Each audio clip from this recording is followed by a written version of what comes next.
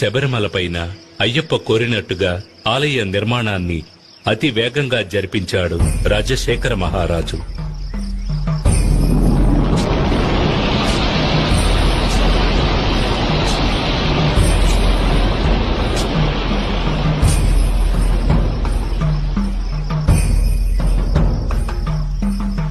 ఆ ఆలయంలో జీవిత తత్వాలను వివరించే విధంగా 18 మెట్లను కూడా ఏర్పరిచాడు.